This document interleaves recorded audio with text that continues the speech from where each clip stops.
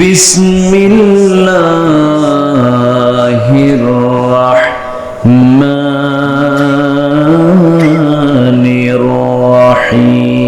الرحيم يا أيها الذين آمنوا اتقوا الله وقولوا قولا سديدا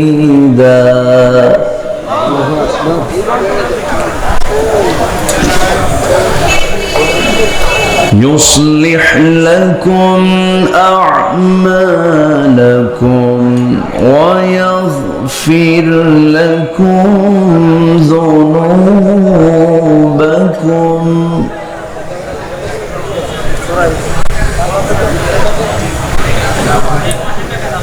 ومن يطع الله ورسوله فقد فاز فوزا عظيما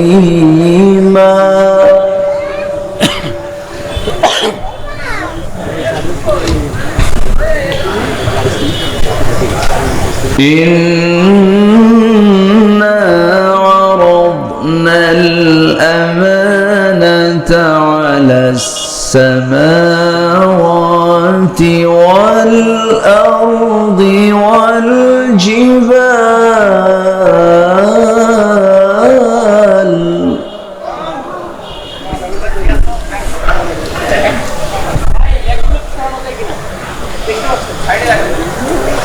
والجبال فأبين أن يحملنها وأشفقن منها وحملها الإنسان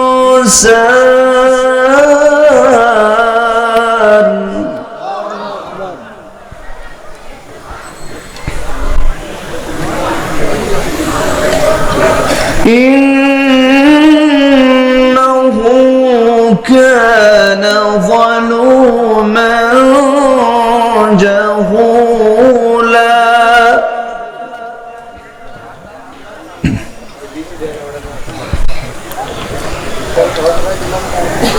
ليعذب الله المنافقين والمنافقات والمشركين والمشركات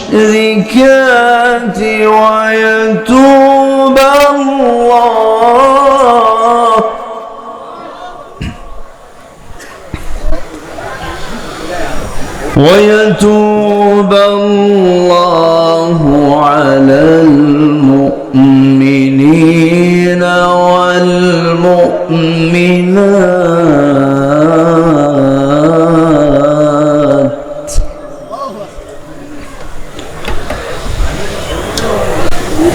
وكان الله غفورا رحيما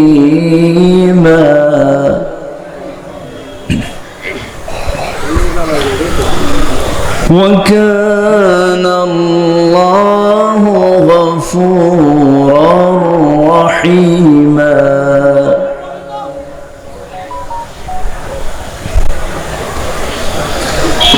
الله أكبر بسم الله الرحمن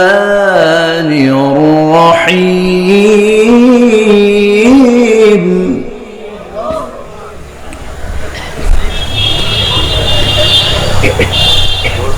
إن الله وملائكته يصلون على النبي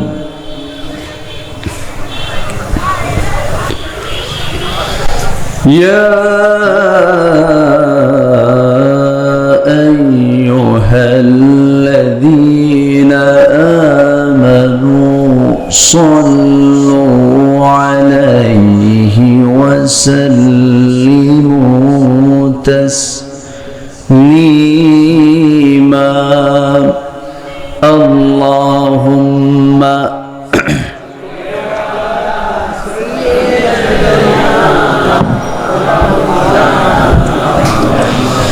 وعلى آل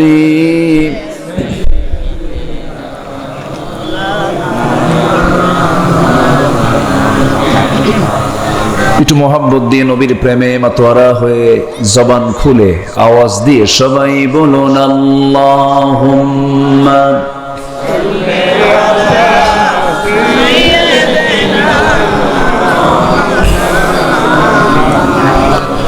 وعلى آل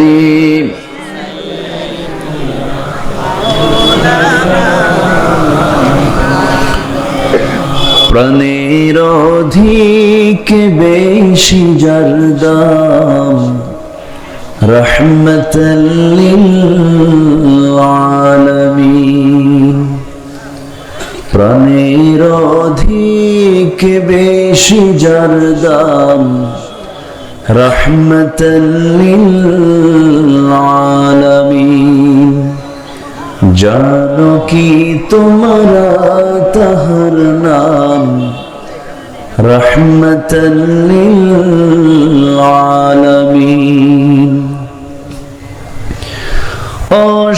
অসহায়ের বুকে যে জন গোপনে করে সওয়ার দুরুদ পড়ে সুবহ ও শাম রহমতাল লিল আলামিন গরিবের আহার দিতেন নিজে হয়ে রোজাদার নিয়মর ভালোবাসার খাম রহমতাল লিল আলামিন তার পথে যে বিছিয়ে দিত টুকরো কাটা স্তূপ করে তাকেও দিলেন প্রেম মুজাসসাম রহমতাল লিল আলামিন জানো কি তোমরা তাহার নাম রহমতাল লিল আলামিন আল্লাহুম্মা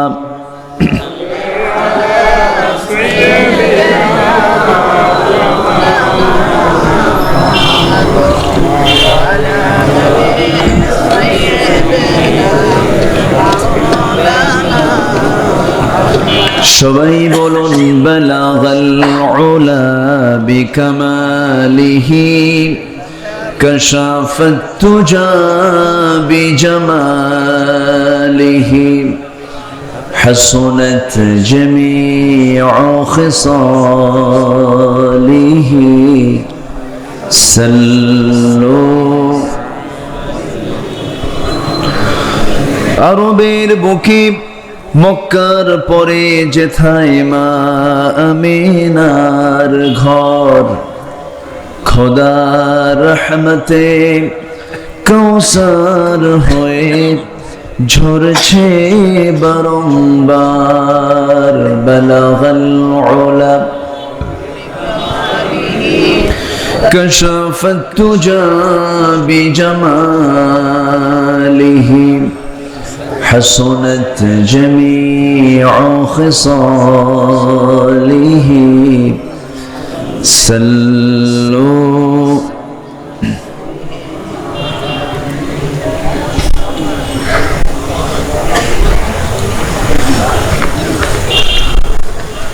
দেশের দক্ষিণ পশ্চিমাঞ্চল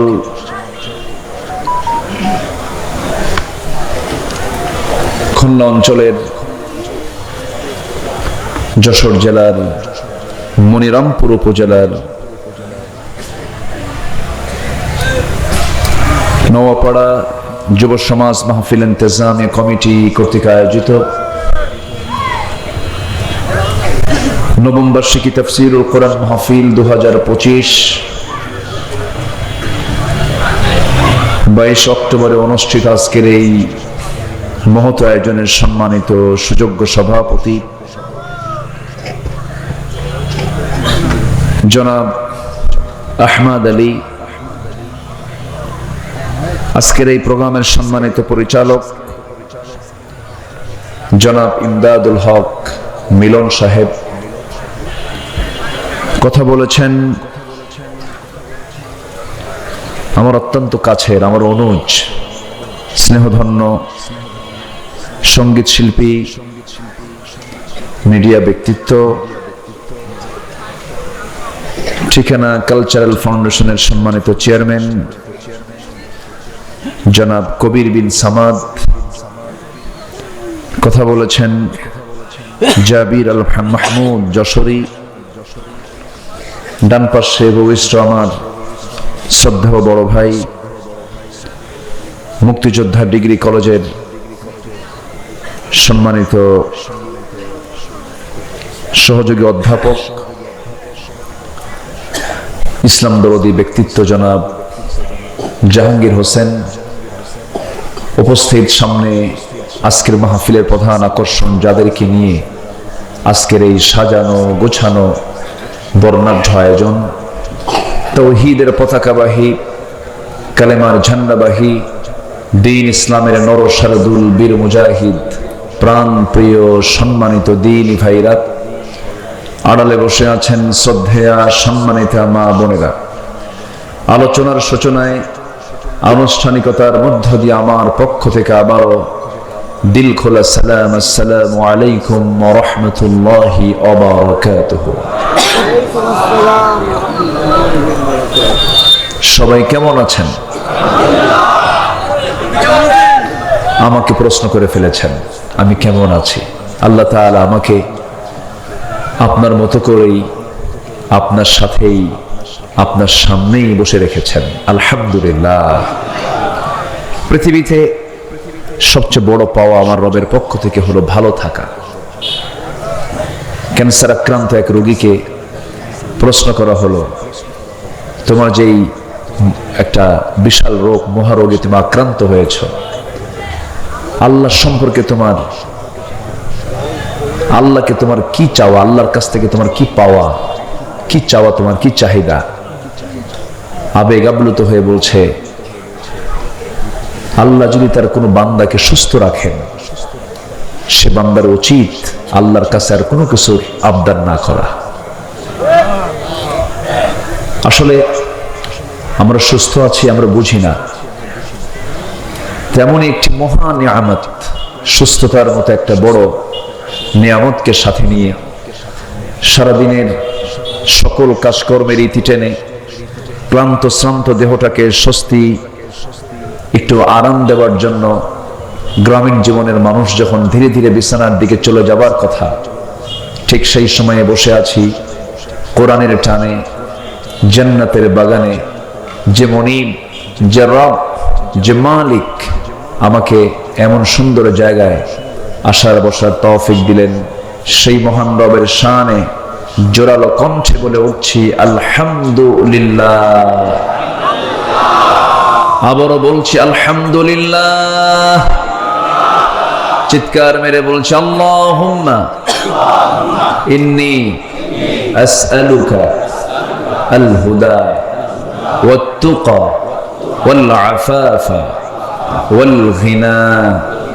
সবাই বলি আল্লাহুম্মা আইন্নি আলা যিকরিকা ওয়া শুকরিকা ওয়া হুসনি ইবাদাতিকা।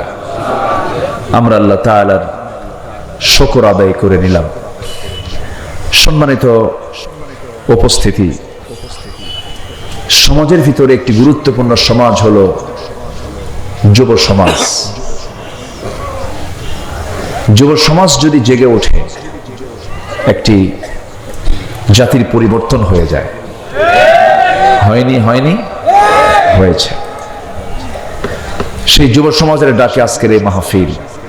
আমরা প্রথমেই দোয়া করি এই যুব সমাজকে আল্লাহ জন্য কবুল করুন। সকল প্রকার মাদক থেকে, নেশা থেকে, সকল প্রকার জুয়া থেকে, এই যে মহামারী আকার ধারণ করেছে এই মাদক, এই জুয়া, ক্যাসিনো, নানাবিধ এগুলোর ভয়াল এই গজব থেকে আল্লাহ তাআলা যুব সমাজকে হেফাজত করুন। জোরে বলি আল্লাহুম্মা আমিন। সম্মানিত ভাইয়েরা, আমরা গোটা পৃথিবীর 200 শতাধিক রাষ্ট্রের ভিতরে একটি উল্লেখযোগ্য রাষ্ট্রের বাসিন্দা। দেশটার নাম কি বলুন তো? একটু ভালো করে বলুন তো। বাংলাদেশ। এটি সুন্দর সবুজ ভূখণ্ড। এটা এত সুন্দর দেশ পৃথিবীতে খুব কম আছে। আমি অনেক দেশ গিয়েছি, সফর করেছি। আমার দেশের যে সৌন্দর্য, এই সৌন্দর্যের কাছে অনেক দেশ পিছে আছে। যেন নববধূর মতো সাজানো গোছানো, যেখানে যা দরকার সবই আল্লাহ পাক এই ভূখণ্ডে রেখে দিয়েছেন। আছে পাহাড়, আছে নদী, আছে সমতল, আছে সমুদ্র। কি নাই আমার দেশে? সবুজ সবুজে ভরপুর, মাঠ ভরা ধান, মাঠ ভরা ফসল, এই নিয়ে আমার সবুজ ভূখণ্ড। আপনি এমন সুন্দর, এত সুন্দর সাজানো গোছানো এমন দেশ পৃথিবীতে খুবই বিরল, খুবই কম। কিন্তু স্বাধীনতার আজকে 54 বছর চলছে, কিন্তু এই সুন্দর একটি দেশকে সুন্দর মানুষ দিয়ে আজ পর্যন্ত আমরা গড়তে দেখলাম না। সুন্দর দেশকে গড়ার জন্য কি মানুষ দরকার বলুন তো? সুন্দর মানুষ, চরিত্রবান মানুষ। চরিত্রবান কিছু ব্যক্তির দ্বারা যদি দেশটা পরিচালিত হতো, তাহলে এই দেশ সব দিক থেকে আরো এগিয়ে যেত, অনেক দূর, অনেক দূর, অনেক দূর এগিয়ে যেত। কিন্তু দুঃখজনক হলো সত্য, আমরা ইতিপূর্বে যত শাসন দেখেছি, যত সময় আমরা পার করেছি, ফলাফল একটাই, সেটা হলো দেশের সম্পদ দেশে রাখে না, সব পাচার করে নিয়ে চলে যায়। সম্মানিত বন্ধুগণ, ওই সমস্ত নেতৃস্থানীয় ব্যক্তিবর্গের সন্তানরাও দেশে থাকে না। দেশে নাই তো। কেউ আমেরিকা পড়ে, কেউ ইউরোপে পড়ে, এবং তাদের শেল্টার এই দেশ নয়, তাদের শেল্টার এখন পশ্চিমা বিশ্ব অথবা ইউরোপ আমেরিকার দিকে তাদের ঝোঁকটা বেশি। তারা এই দেশ থেকে, এটা একটা পুঁজির জায়গা, ব্যবসার জায়গা, এখান থেকে সব নিয়ে তারা অন্যত্র তাদের নিজের আখের গোছার জন্য তারা চেষ্টা চালিয়েছে 54 বছর। যুব সমাজ একটি বিশাল তারুণ্য তাদের বিবেক নাড়া দিয়েছিল, একটি সুন্দর গোছালো তেজোদ্দীপ্ত সাহসী পদক্ষেপ নিয়ে রাজপথ কাঁপিয়ে রক্ত ঝরিয়ে নতুন একটি বাংলাদেশ তার উপহার দিয়েছে। বলি আলহামদুলিল্লাহ। কিন্তু আমরা যে নতুন সূর্য দেখতে চাই, নতুন যে আমরা আলোটা দেখতে চাই, এই আলো আমরা পৃথিবীর কোন ব্যক্তির তৈরি করা কোন আলো আমরা দেখতে চাই না। এই আলো দেখতে চাই হলো কোরআনের আলো। কোরআনের আলোতে আলোকিত সমাজ, কোরআনের আলোতে আলোকিত সমাজ আমরা দেখতে চাই এবং গড়তে চাই। সেই কোরআনকে সামনে রেখে কিছু কথা আমি বলতে চাচ্ছি। আমাকে সময় দেওয়া যাবে তো? সবাইকে আমাকে সময় দেবেন? জোরে বলি ইনশাআল্লাহ। আমার এই 25-26 বছরে আলোচনার মাঝে আমার একটা স্বভাব হচ্ছে, আমি যখন কথা বলতে নেই, মঞ্চে যখন বসি, তখন মনে হয় কি জানেন, আল্লাহ তুমি আমার মুখ থেকে বেফাস একটা শব্দ তুমি বের করে দিও না। কিন্তু দুঃখজনক, হঠাৎ করে তো ভুল কিছু হতেও পারে, হয় কিনা বলেন? কিন্তু জাতির স্বভাব কি জানেন? ওই ভুলটা আগে খুঁজে বের করে। 2 ঘন্টার বক্তৃতায় একজন আলোচকের সব কথাই কি ভুল হয়? 2 একটা স্লিপিং হয়তোবা তথ্য দিতে নিয়ে আদান প্রদানে কিছু ভুল থাকতেই পারে। আমি মিডিয়া কর্মী ভাইদের উদ্দেশ্য করে একটু বলতে চাই, তারা করে কি জানেন, এরা সবাই নামন, এরা সবাই ভালো আলহামদুলিল্লাহ। তাদের উদ্দেশ্য হলো যে 2 ঘন্টা বক্তৃতার মধ্যে ভুলটা কোনটা আগে ওটাই ধরে ওটাই ফরওয়ার্ডে নিয়ে আসে। আমি কি ভুল বলতেছি ভাই বলেন তো? ঠিক না, এটা উচিত না। আপনি কি জানেন আল্লাহ সাত্তার, আল্লাহ গোপনকারী। আপনি কারো দোষ ত্রুটিকে আপনি আড়াল করবেন, আল্লাহ তাআলা আপনার দোষ ত্রুটিকে কিয়ামতের দিন আড়াল করবেন। এটা বিশাল দিক। মানে কারো কিছু পাইলে মনে হয় যে কি পাইছে একখান, কিন্তু না, এটা ইমানদারের বৈশিষ্ট্য নয়। ইমানদার পরচর্চা করবে না নিজের চর্চা করবে? বলেন, পরচর্চা না নিজের চর্চা? নিজকে নিয়ে ভাববে, আমি তো ভালো না, আমি তো আমার দিক থেকে ভালো না, আমি অন্যকে দেখবো কখন, এই চিন্তায় সে ব্যাকুল হয়ে থাকবে। সম্মানিত ভাইরা, এই জাতির পরিবর্তনের জন্য এই জাতির ভিতরে কিছু চারিত্রিক পরিবর্তন দরকার। আমরা বক্তব্য 16 বছর বহু শুনেছি। কিছু কিছু বক্তার বক্তব্য শুরু থেকে শেষ পর্যন্ত খালি আগুন ঝরানো বক্তৃতা, বহু আলোচনা শুনেছি আমরা। হাসিনা তো আর নাই, আছে? আছে, দেশে আছে। চিল্লায় কি করবেন আপনি? নাই তো আর। আসুন না, আমরা আমাদের চারিত্রিক চরিত্রকে সুন্দর করার জন্য চারিত্রিক সৌন্দর্যের কি কি দিকগুলো আমাদের ভিতরে থাকা দরকার, কি কি বাদ দেওয়া দরকার, এই বিষয়ে কিছু কথা আমি আজকে শুধু আপনাকে নয় গোটা জাতিকেই শোনানোর ইচ্ছা করেছি। কারণ এক একটা বক্তৃতা গোটা দেশবাসীর কাছেই চলে যায়। তার মাধ্যম এখানে আছে না নাই বলেন তো? আচ্ছা, সব চলে যায়। একটা সেকেন্ড কোথাও আর আটকা থাকে না, সব মিডিয়ার কল্যাণে চলে যায়। সম্মানিত ভাইয়েরা, তাহলে আমাদের চরিত্র যদি আমরা সুন্দর করতে চাই, তাহলে কিসের আলো দরকার বলেন তো?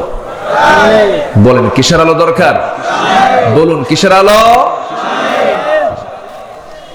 এসো এসো এসো দলে দলে সব, এই যে কোরআনের উৎসব। এসো এসো এসো দলে দলে সব, এই যে কোরআনের উৎসব। কোরআনের কথা বলে আল্লাহর দল, এই পথে যারা চলে তারাই সফল। কোরআনের কথা বলে আল্লাহর দল, এই পথে যারা চলে তারাই সফল।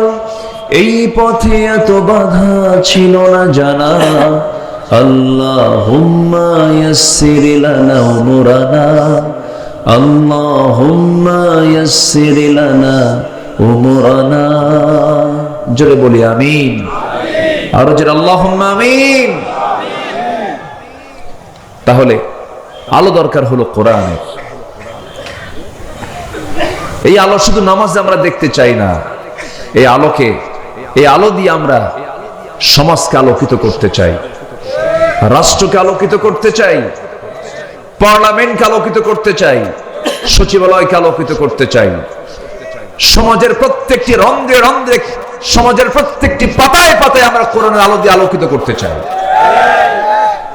তাহলেই হবে একটি সুন্দর সোনালী সমাজ, একটি সুন্দর সোনালী রাষ্ট্র আমরা দেখতে পাবো। জোরে বলি ইনশাআল্লাহ। একটু আমার দিকে তাকান, আমার কথা কি বুঝতে পারছেন সবাই? সবার কানে কি আওয়াজগুলো যাচ্ছে? আচ্ছা, আসুন আমরা এখন সোজা আলোচনার দিকে চলে যাচ্ছি। আমি যেখান থেকে তেলাওয়াত করেছি, তেলাওয়াতকৃত সূরাটার নাম হলো সূরাতুল আহজাব। আহজাবের শেষ দিকের কয়েকটা আয়াত আমি তেলাওয়াত করেছি। আয়াতগুলোকে সামনে রেখে, যেহেতু তাফসীর মাহফিল, এই তাফসীর মাহফিলের সবচেয়ে বেশি কথা থাকতে হবে কার কথা? কোরআনের আয়াত থাকতে হবে, তার অর্থ থাকতে হবে, অনুবাদ থাকতে হবে। এগুলো যদি বেশি থাকে তাহলে ভাববেন যে মাহফিলটা বরকতময় হয়ে গেছে। বলি আলহামদুলিল্লাহ। আলোচনা সুন্দর হলো, মানুষ কানলো, আলোচক নিজেও কানলো, কিন্তু একটা আয়াত নাই, একটা হাদিস নাই। তাহলে সেই আলোচনার কোনো মূল্য, আলোচনার কোনো জাযা, পুরস্কার কার দরবারে হবে না? বলেন তো, কার দরবারে হবে না? আল্লাহর দরবারে হবে না। আসুন আমরা কোরআনকে দিই, কোরআনকে বুঝবো। আমরা কোরআনকে দিই, কোরআনকে বুঝবো। কোরআন থেকে আমরা শুরু থেকে শেষ পর্যন্ত কথা বলবো, হাদিস থেকে আমরা শুরু থেকে শেষ পর্যন্ত কথা বলবো। ওয়ামা তাওফীকি ইল্লা বিল্লাহ। আসুন আল্লাহ তাআলা কি বলছেন? আল্লাহ রাব্বুল আলামিন বলেন, ইয়া আইয়ুহাল্লাযীনা আমানু ইত্তাকুল্লাহা ওয়া কুলু قولا سديدا يصلح لكم أعمالكم ويغفر لكم ذنوبكم ومن يطع الله ورسوله فقد فاز فوزا عظيما جربوا الله أكبر। আজকে আমার আলোচনার সাবজেক্ট হলো আল কোরআনের আলোকে মুমিন জীবনের 15টি চারিত্রিক বৈশিষ্ট্য, 15টি চারিত্রিক গুণাবলী। গোটা কোরআন কি একটু খোঁজাখুঁজি করে, গোটা কোরআন থেকে একটু খুঁজে খুঁজে বের করে বিশাল আলোচনা কোরআনের, যার কোনো তলা নাই, তলাহীন একটা সাগর। সেই সাগর থেকে কিছু খণ্ড খণ্ড কিছু অংশগুলো বের করে 15টা গুণ যে বান্দার মধ্যে থেকে যাবে, আশা করা যে আমার আল্লাহর বক্তব্য ওই বান্দার ঠিকানা হয়ে যাবে জান্নাত। জোরে বলি সুবহানাল্লাহ। গুণ ছাড়া কি জান্নাত পাওয়া যাবে ভাই? পাওয়া যাবে না। গুণ অর্জন করতে হবে। ইমানদার নরমাল কোনো বান্দা হবে না। ইমানদাররা হবে হলো স্পেশাল। ইমানদাররা হবে হচ্ছে ব্যক্তিত্ব সম্পন্ন। ইমানদাররা হবে হলো সমাজের মধ্যে অনন্য, সমাজের মধ্যে ভিন্ন একটি রূপ তাদের দেখা যাবে। তাদের কথা, তাদের আচরণ, তাদের নেচার, তাদের স্বভাব, তাদের লেনদেন, তাদের সবকিছু হবে সবার থেকে একরকম না ভিন্ন রকম? ভিন্ন রকম হবে। যেরকম ইমানদাররা বেশি বেশি বিড়ি খাবে নাকি? কিছু কয় না। ইমানদাররা বেশি বেশি মিথ্যা কথা কবে। এটা কি বলেন তো, এটা কি কোনো ভালো আচরণ? বলেন তো। ইমানদাররা এগুলো হতে পারে না। ইমানদারদের মধ্যে কি গুণগুলো থাকা দরকার? আমি বিভিন্ন জায়গা থেকে, বিভিন্ন আয়াত থেকে আমি 15টা গুণ কোরআন থেকে বের করে আমি এক জায়গায় করার চেষ্টা করেছি। আমাকে সময় দিচ্ছেন তো নাকি? ইনশাআল্লাহ। আসুন আমরা ধীরে ধীরে সেই গুণগুলো খুঁজে খুঁজে বের করি। আল্লাহ রাব্বুল আলামিন সূরাতুল আহজাবের শেষ দিকের 70 নম্বর আয়াতে বলছেন, ইয়া আইয়ুহাল্লাযীনা আমানু ইত্তাকুল্লাহা ওয়া কুলু কওলান সাদীদা। এক নম্বর গুণ হলো, একটা একটা করে আজকে 15টা গুণ শেষ করব। সবাই শুনে এখান থেকে বিদায় নেব।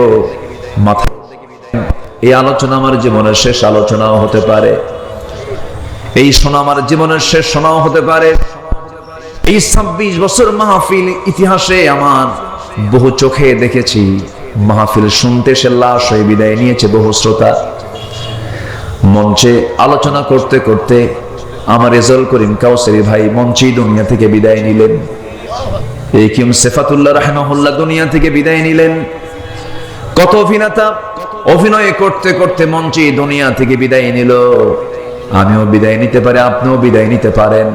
তবে একটা বিষয় হলো, এমন কোন জায়গায়, বরকতময় জায়গায় আমার বসে থাকাটা শুধু সৌভাগ্য না, মহা সৌভাগ্যের বিষয়। জোরে বলি আলহামদুলিল্লাহ। এই মুহূর্তে আপনারা যেখানে বসে আছেন, এটা হলো এমন একটা জায়গা, আমার আল্লাহ তাআলা এই জায়গাকে স্পেশাল জায়গা হিসেবে আখ্যা দিয়েছেন, জান্নাতের টুকরা। জোরে করেন সুবহানাল্লাহ। বসবেন, কেউ নড়বেন না। একদম আলোচনার সমাপ্তি টেনে আমরা একসাথে এখান থেকে মোনাজাত শেষ করে বিদায় নেব। জোরে বলি ইনশাআল্লাহ। আমাকে যেন বারবার না কথা বলতে হয়। এটা একটা ক্লাস। এই ক্লাসে যিনি না বলে চলে যাবেন, কোরআনের ক্লাস থেকে যিনি না বলে ওঠা বসা করবেন, এটা কি বলেন তো আদব হবে না বেয়াদবি হবে? বেয়াদবি হবে। বসবেন, শান্ত মাথায় আমরা আল্লাহ যা বলাবেন আমরা তাই শুনবো এবং বলবো, জোরে বলি ইনশাআল্লাহ। তাহলে 15টা চারিত্রিক গুণের ভিতরে 1 নম্বর গুণ হলো, আল্লাহ তাআলা ডাক দিচ্ছেন কিন্তু 1 নম্বর গুণ হলো তোমরা আল্লাহকে ভয় করো এবং সত্য কথা বলো। কাকে ভয় করবো আমরা বলেন তো? একটু জোরে বলেন, কাকে ভয় করবো আমরা? আল্লাহকে। এবং আল্লাহ রাব্বুল আলামিন তার সাথেই বলছেন ওয়াকুলু কাওলান সাদীদা, সত্য কথা বলো। একটা প্রশ্ন করব আমি, এই জাতি বাংলাদেশের যে মুসলমানগুলো আছে, অন্য ধর্মের লোক আছে, প্রায় 20 কোটি মানুষ এই দেশে এখন। এই 20 কোটি মানুষের যদি আমরা জরিপ করে দেখি, আল্লাহ রাব্বুল আলামিন বলছেন সত্যবাদী হও, সত্য কথা বলো, সোজা কথা বলো। বলুন তো অধিকাংশ সত্যবাদী না মিথ্যাবাদী? বলেন সত্যবাদী না মিথ্যাবাদী? মিথ্যাবাদী। কোর্টে মামলা হয়, সে মামলার যে রায়গুলো হয়, সে মামলার সাক্ষীগুলো, উকিলরা যে যুক্তি তর্কগুলো দেন, এগুলোর মধ্যে অধিকাংশ সত্য না মিথ্যা? ভালো করে বলবেন, আমি একদম মানে মানে মন খুলে বলবেন। বলেন তো অধিকাংশ কি এগুলো যে মামলা টামলা যা হয় এগুলো কি মানে সত্যের উপরে না সাজানো নাটকের উপরে?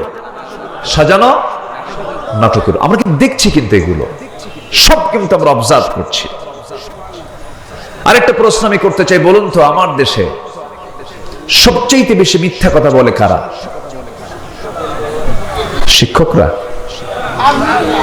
কারা কারা কারা বলেন? নেতারা। আমি কিন্তু বলি নাই, আপনারা বললেন, কিন্তু দোষ কিন্তু আমার নাই। তাহলে পুরো অডিয়েন্স সবাই বলে ফেললেন যে কোন শ্রেণীর মানুষ সবচেয়ে বেশি মিথ্যা কথা বলে? আপনারা বললেন কারা? নেতারা। সব নেতা নয়, তবে নেতারা সবচেয়ে বেশি মিথ্যা কথা বলেন। এই কথাটা কিন্তু আপনাদের এই অডিয়েন্স থেকে আমার কানে এসেছে। এর কিছু অবশ্যই বাস্তবতা আছে না নাই বলুন তো? আসতে বলবেন না, আছে না নাই? এই পর্যন্ত যত ওয়াদা, যত সরকার দিয়েছে, কোন ওয়াদা কি তারা রক্ষা করতে পেরেছে? বিগত সময়ে 16 বছর থাকা নব্য ফেরাউন, কি ফেরাউন বলেন? নব্য ফেরাউন মানে লেডিস ফেরাউন। ফেরাউন তো পুরুষ ছিল, আর আমার দেশে এটা লেডিস আসছিল। খুব অত্যাচার করেছে। আমি তো এমনি এমনি বলছি না, চোখের সামনে আপনার ইতিহাস দেখেছেন, ঘটনা দেখেছেন। বলুন তো আজকের এই মাহফিলটা বাস্তবায়নের জন্য এই মাহফিল কমিটির কোনো ভাই কি থানায় গিয়েছিলেন? যাও লাগছে? আচ্ছা, কোথাও কি কোনো সমস্যা হচ্ছে? আচ্ছা বলুন তো এই 1 বছর, প্রায় 16 মাস, এই 16 মাসে বাংলাদেশের কোন জায়গায় কোথাও কি আপনারা জঙ্গির কোন আস্তানা, জঙ্গির কোন কারখানা, জঙ্গির কোন নাটক, অভিযান, জঙ্গি অভিযান কোথাও কি দেখেছেন, শুনেছেন? তাহলে এই জঙ্গি নাটক এই 1 বছর আমরা দেখলাম না। কেন দেখলাম না? এই নাটকের যিনি মূল নাট্যকার, তিনি এখন দিল্লি গিয়ে বসে আছেন, ঠিক কিনা? কোথায় বসে আছে? দিল্লি। কার বাড়ি? মামু বাড়ি। আল্লামা সাইদিকে কে না ভালোবাসেন? 25 বছর আগে কি সুন্দর তার ভবিষ্যৎবাণী, ভবিষ্যৎ কথা। গাছের গোড়ায় নাড়া দেব, সোজা মামু বাড়ি দিল্লি গিয়ে পড়বা। লন্ডনে পড়েনি, বার্লিনে পড়েনি, আমেরিকায় পড়েনি, ইউরোপের কোন দেশে পড়েনি, পার্শ্বের ইসলামাবাদও পড়ে নাই, শ্রীলঙ্কাও পড়ে নাই, ভুটান পড়ে নাই, নেপাল পড়ে নাই, সোজা মামু বাড়ি দিল্লি গিয়ে পড়ছে। 25 বছর আগের কথা। কিন্তু উনি বলেছিলেন 25 বছর আগে বাংলাদেশে এমন একটা সময় আসবে, পালানোর জন্য একটা ইঁদুরের গর্ত পর্যন্ত খুঁজে পাবা না। পায় নাই। কলার পাতায় বসেছিল মানিক মিয়া, জানেন না আপনারা? বিচারপতি মানিক। সম্মানিত বন্ধুগণ, এই মহান ব্যক্তিদেরকে যে পরিমাণ টর্চার করা হয়েছে, আল্লামা সাঈদীকে চেয়ারে বসে রাখা হয়েছে, একটানা 3 দিন ঘুমাতে দেওয়া হয়নি। চেয়ারে বসে রাখছে একটানা 3 দিন 3 রাত, হিন্দু অফিসার দিয়ে। মানে সব হিন্দু ভাই তো খারাপ না, অন্য ধর্মের ইসলাম বিরোধী, ইসলামকে সহ্যই করতে পারে না এমন কিছু অফিসার দিয়ে তাকে থাপ্পড় পর্যন্ত মারা হয়েছে। সেন্সলেস হয়ে জমিনে পড়ে গেছেন। এই দৃশ্য সহ্য করতে না পেরে, এই চিত্র সহ্য করতে না পেরে আল্লামা সাঈদ রাহিমাহুল্লাহর কলিজার টুকরা বুলবুল সাঈদী হার্ট স্ট্রোক করে 2012-13 সালের দিকে দুনিয়া থেকে বিদায় নিয়েছেন। তার মা সন্তানের চিন্তায় শোকে শোকাহত হয়ে তিনিও দুনিয়া থেকে বিদায় নিয়েছেন। এই যে একটা পরিবারকে তিলে তিলে যে জুলুমগুলো করা হলো, আল্লাহ কি নাই? আল্লাহ কি নাই? আল্লাহকে শোনেন না? আল্লাহকে দেখেন না? আমি আব্দুল্লাহ আমিন 2018 সালে মাহফিল শেষ করে বিছানায় চলে গেছি বিশ্রাম নেব, হঠাৎ করে পুলিশ অ্যাটাক করে আমাকে ধরে নিয়ে চলে গেল। ওসি মহোদয় আমার দিকে আর তাকাতে পারছেন না, লজ্জায় তাকায় না, মাথা নিচু করে আছে। বললাম আপনি আমারে ধরে নিয়ে আসলেন কেন? হুজুর মাফ করে দেন। বললাম মাফ করবো মানে আপনি আমারে ধরলেন, মাফ চাচ্ছেন কেন? হুজুর উপায় নাই, চাকরি বাঁচান তো ফরজ, বউ বাচ্চা আছে। আমি বললাম ইমান বাঁচান তো নফল। আমারে ধরে নিয়ে বলল হুজুর আপনি একটু চলে যান, সামনে নির্বাচন, একটু জেলখানায় কয়েকদিন থাকেন, নির্বাচন হলে আপনি বের হয়ে আসবেন। দেখছেন কথার সাইজ গুলো দেখেন। এরপরে আরো কিছু মামলা ঢুকায় দিয়া আমারে জেল হাজতে পাঠায় দিল। দোষ তো কিছুই করি নাই, আমি জানিও না আমার দোষটা কি, আমি আজ পর্যন্ত জানি না আমার দোষটা কি। আমাকে ধরে নিয়ে চলে গেল, জেলখানায় ঢুকায় দিল। জেলখানার গেট দিয়ে ভিতরে ঢুকিয়ে দেখে এক মুরব্বী 80 বয়স এক চাচা আমাকে দেখে লম্বা একখান সালাম দিয়ে বলে হুজুর আপনি জেলখানায় ঢুকছেন, খুব খুশি হলাম। তো বললাম জেলখানায় ঢুকলে কেউ খুশি হয়? চাচা বলে হুজুর কতদিন মাহফিলে শুনেছি আপনার ওয়াজ, দূর থেকে দেখি শুনি, এত চেষ্টা করছে আপনার সঙ্গে মোসাফা করব, একটু কথা বলবো, পারি নাই। আল্লাহ কি সুন্দর মিলাই দিয়েছে, সামনে ধরা পড়ছেন, দোয়া করি জেলখানায় থাকেন। আমি চাচাকে বললাম চাচা আপনার জেলখানে আসার হিস্টোরি কি, কারণ কি, কি চুরি করে আসছেন? কে বাবা বিস্ফোরক মামলা দিছে।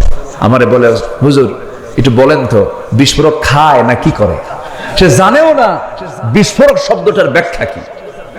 এই হলো 16 বছরের অবর্ণনীয় অমানবিক নির্যাতন নিপীড়নের চিত্র। আমরা সুন্দর একটি পরিবর্তন পেয়েছি, একটা পরিবর্তন, একটা আলাদা একটা পথ এসেছে। এখন সামনের দিনকে আমরা আলোকিত করতে চাই। পৃথিবীর তৈরি করা লোকের কোনো তন্ত্র মন্ত্রের আলো দিয়ে নয়, আমরা আল্লাহর পাঠানো নাজিল করা কিতাব কোরআনের আলোতে, আমরা কোরআনের আলোকে আমরা সমাজকে, রাষ্ট্রকে আমরা আলোকিত করতে চাই। তাহলেই বিজয় দিবেন, তাহলেই সমাজ আমরা শান্তি পাবো, আখিরাতে আমরা নাজাত পাবো। জোরে বলি ইনশাআল্লাহ। তাহলে যারা মিথ্যা কথা বলে তাদের সঙ্গে আমাদের কোনো সম্পর্ক থাকতে পারে? আমাদের সম্পর্ক থাকবে হলো মিথ্যাবাদীর সাথে না সত্যবাদীর সাথে? ওকুনু মা'আস সাদিকিন, তোমরা সত্যবাদীদের সাথী হয়ে যাও, মিথ্যার সঙ্গে তোমরা সম্পর্ক রেখো না। আমার বন্ধুগণ একটু কান লাগাবেন, মনোযোগ দিয়ে কথাগুলো শুনবেন। 1 নম্বর গুণ হলো সততা। এই সততা যদি আপনার মধ্যে থেকে যায়, আপনার সন্তানগুলো ভালো হবে, আপনার পরিবার ভালো হবে, আপনার সমাজ ভালো হয়ে যাবে, রাষ্ট্র ভালো হয়ে যাবে। এই জাতিকে ভালো করার জন্য, এই জাতির জন্য 1 নম্বরে যে চারিত্রিক গুণ তৈরি করা দরকার তার নাম হলো সততা, সত্যবাদিতা। মিথ্যা কথা বলা যাবে না। আমি একটা প্রশ্ন করব আপনাকে, বলুন তো এই পৃথিবীতে একজন মানুষ যার জীবনে কৌতুক করে একটা মিথ্যা কথা তার মুখ থেকে কোনোদিন বের হয় নাই, তার নামটা কি বলুন? মুহাম্মদুর রাসূলুল্লাহ সাল্লাল্লাহু আলাইহি সাল্লাম। কোনদিন একটা মিথ্যা কথা তার মুখ থেকে ফসকেও বের হয় নাই। কি সতর্ক নিয়ে তিনি কথা বলেছেন, কি সজাগ থেকেছেন কথা বলতে নিয়ে। কৌতুক করে একটা মিথ্যা কথা তার মুখ থেকে বের হলো না। কোনদিন আওয়াজ দিয়ে কোনদিন হাসি দেন নাই, হেসেছেন, তার মুখটা হাস্যোজ্জ্বল ছিল, কিন্তু আওয়াজ দিয়ে কখনো হাসেন নাই। পেটে ক্ষুধা ছিল তার, কিন্তু কোনদিন পেটে ক্ষুধার কোন সিমটম মুখে তিনি প্রকাশ করেন নাই। ক্ষুধারত অবস্থা তিনি ছিলেন, কিন্তু মুখে দেখে তার টের পাওয়া যেত না। মাসের পর মাস চলে যেত, বাড়ির চুলাতে আগুন জ্বলতো না, কিন্তু আমার নবীজি কখনো একটা বারের জন্য কখনো মনক্ষুণ্ণ হতেন না। রাতের বেলায় সে বলতেন, আয়েশা দেখো তো কোনো খাবার আছে নাকি। নিজ হাতে গনিমতের মালগুলো বন্টন করেছেন, শূন্য হাতে ফিরেছেন বাড়িতে। শুধু সামান্য কিছু পানি পান করে রোজার নিয়ত করে পরের দিন রোজার নিয়ত করেছেন। এত কষ্ট করেছেন, কিন্তু প্রকাশ করতে দেন নাই তিনি কষ্টের মধ্যে আছেন। আমার বন্ধুগণ, আমার নবীজির সবচেয়ে বড় গুণ হলো সততা। কাফেররাও তাকে পছন্দ করত, মুশরিকরাও তাকে পছন্দ করত। মুহাম্মদ যেটাই বলুক না কেন, মুহাম্মদ সত্যবাদী। আল আমিন এই খেতাবটা দিয়েছিল কুরাইশরা, আর সাদেক এই খেতাবটা দিয়েছিল কুরাইশরা। এবং কুরাইশরা ওই সমস্ত কাটা কাফেররা ও নবুয়তের আগে আমার নবীর হাতকে ব্যাংক মনে করে অনেক সোনা দানা সম্পদ তার হাতে গচ্ছিত রাখতো। যেরকম সুবহানাল্লাহ। আমরা সেই নবীর উম্মত হয়ে আমরা কি মিথ্যা কথাগুলো বলি। আমরা উঠতে বসতে মিথ্যা কথা বলি। ভাই এই কাপড়টার দাম কত, এই গেঞ্জিটা কি দেওয়া যাবে, কত দাম, এত দাম, এত দেব। ভাই কেনাই নাই, আছে কি? আসতে কয় আছে, আছে, এগুলো বলার লোক আছে? শুধু মিথ্যা কথা বলে। মিথ্যা দিয়ে আজকে সমাজ, ব্যবসা, প্রতিষ্ঠান সবগুলো আজকে মিথ্যার সাগরে হাবুডুবু খেতেছে। বরকত পাবেন কেমনে? একজন বড় পীরের নাম এখন মনে হয়ে গেল, যিনি আসল পীরদের পীর ছিলেন, বড় আল্লাহওয়ালা ছিলেন। জিলান শহরে তার বাড়ি ছিল। আব্দুল কাদির জিলানী রাহিমাহুল্লাহ বড় আল্লাহওয়ালা ছিলেন। এই বড় আল্লাহওয়ালা যখন ছোট ছিলেন, পারিবারিক শিক্ষা ছিল তার মা সন্তানকে ডাক দিয়ে বলে, বাজান একটা কথা বলি। কি কথা? আজকে তোমাকে আমি একটা নসিহা করব। শিক্ষার উদ্দেশ্যে বাড়ি থেকে বের হচ্ছ, বাড়ি থেকে বের হয়ে চলে যাচ্ছ, দোয়া করি বড় শিক্ষাবিদ হও, বড় আলেম হয়ে যাও। বাবা আমি তোমার জন্য দোয়া করি, কিন্তু আমি তোমার মা হয়ে তোমাকে একটা নসিহা করছি, একটা উপদেশ দিতেছি। মরার সময় পর্যন্ত কোনোদিন জিহ্বা থেকে একটা মিথ্যা কথা কখনো বলবা না, জিহ্বাকে নাপাক করবা না। যাও বাবা। ছোট্ট ছেলে আব্দুল কাদের জিলানী ঘর থেকে বের হয়ে গেছেন শিক্ষা অর্জন করার জন্য। মাঝ পথে ডাকাতি শুরু হয়ে গেছে। আমার দেশে বুঝি ডাকাতি নাই? আসতে বলবেন আছে না নাই, আছে না নাই? আচ্ছা, ওই যে দুজন ভাই উঠলো, ব্যাপারটা কি? ওই যে দেখেন তো, ধরেন তো, একটু তদন্ত করেন তো। উঠলো কেন? বসেন না। রাগ করতেছেন আপনারা? রাগ করতেছেন? আমি কাউকে উঠতে দেব না ভাই। আমার একটা স্বভাব কি জানেন? আমার সামনে থেকে কেউ উঠতে নিলে আমার আলোচনা হেরে যায়। তো আপনার কারণে যদি মাহফিল যদি বন্ধ হয়ে যায় অথবা আমার আলোচনা যদি হেরে যায়, আপনি কত বড় আসামি এটা ভাবতেছেন কি আপনি? ঠিক না। আমি একটু কড়া শব্দই প্রয়োগ করে বললাম, মেহেরবানি করে কেউ আমরা উঠবো না, আর একজন লোক ওঠার চিন্তা করব না। আল্লাহ কবুল করুন। জোরে বলি আমিন। আমি তো আপনাদের মতো করে কথা বলতে পারি না। যশোরের ভাষা, খুলনার ভাষা, খুলনা অবশ্য একটু চেঞ্জ, কুষ্টিয়ার ভাষা, চুয়াডাঙ্গা মেহেরপুরের ভাষা হলো ইন্টারন্যাশনাল মানসম্মত, একদম আন্তর্জাতিক মানসম্মত। আপনাদের মতো শুদ্ধ বাংলা ভাষায় কথা বলার মতো কোন বাপের বেটা পৃথিবীতে দ্বিতীয়টা নাই। কেউ তো আলহামদুলিল্লাহ কইলেন না। জোরে বলেন না ভাই আলহামদুলিল্লাহ। তবে নোয়াখালীর ভাষাটা আরো সুন্দর, সহি নাকি? হ্যাঁ, অনেক সুন্দর ভাষা আপনারা কথা বলেন। সেই সুন্দর কথা বলার জাদুঘরদের সামনে আমি ভাঙ্গাচোরা মানুষ কথা বলছে। আমার কথা কি পছন্দ হচ্ছে ভাই? পছন্দ হচ্ছে তো? আচ্ছা, সম্মানিত ভাইয়েরা, আব্দুল কাদের জিলানী রাহিমাহুল্লাহ রওনা দিয়েছেন। ছোট্ট মানুষ, কিছু স্বর্ণ মুদ্রা তার মা তাকে দিয়েছে, স্বর্ণ মুদ্রা, সোনার মুদ্রা দিয়েছে। আব্দুল কাদের জিলানী রওনা দিয়েছেন। চোখের সামনে ডাকাতি চলতেছে, যার কাছে যা কিছু পায় সবকিছু নিয়ে চলে যাচ্ছে ডাকাতরা। এবার তাল পড়ে গেছে, আব্দুল কাদেরের তালে পড়ে গেছে। সবাই তাকে জিজ্ঞাসা করছে, এই ছেলে তোমার কাছে কি আছে? পকেটের মধ্যে যা কিছু ছিল, ব্যাগে যা কিছু ছিল, সব কিছু তাদের সামনে ওপেন করে দিয়েছে কিচ্ছু বলার আগেই। ডাকাতরা বলছে, তুমি ছোট মানুষ, যা চাইলাম সব বের করে দিলে। সহজে তো এরকম করে কেউ বের করে দেয় না, বহু চাপ দিয়ে বের করে নিতে হয়, মিথ্যা কথা বলে। কিন্তু সত্য কথা, তুমি যা বলেছো তুমি তাই সবকিছু বের করে দিলে, কারণটা কি? আব্দুল কাদের বলছে, আমার মার নসিহা হলো মৃত্যুর দিন পর্যন্ত আমার মুখ থেকে যখন যেন একটা মিথ্যা কথাও যেন কখনো না বের হয়। তাহলে শিক্ষা কি শুধু স্কুলে না বাড়িতেও আছে? আস্তে শিক্ষা কি শুধু স্কুলে না মাদ্রাসায় না বাড়িতেও আছে? বাড়িতেও আছে। এক রাজা তার মেয়েকে বিয়ে দিয়েছে উচ্চ শিক্ষিত দেখে, অনেক শিক্ষিত একটা ছেলে তাকে দেখে বিয়ে দিছে।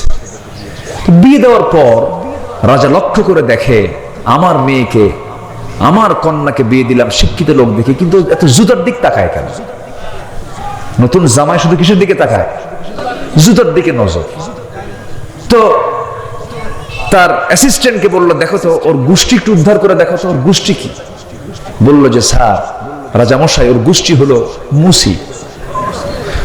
আপনি মুচির দোকানের সামনে দিয়ে গেলে মুচি কি আগে আপনার চেহারায় তাকায় না জুতায় তাকায়?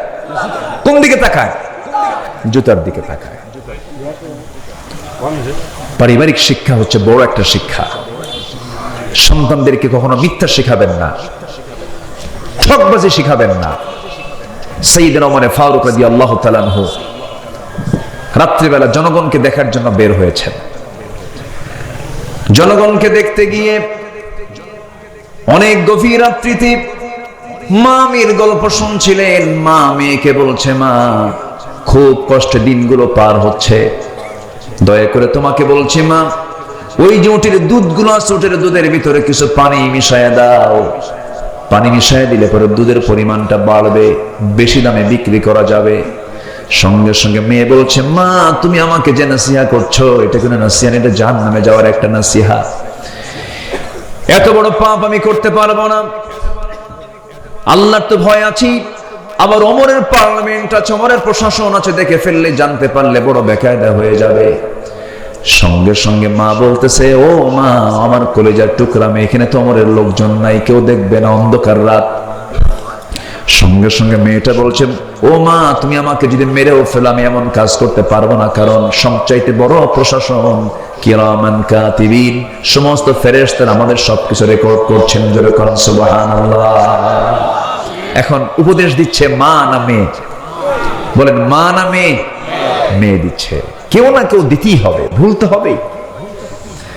আমার বন্ধুগণ,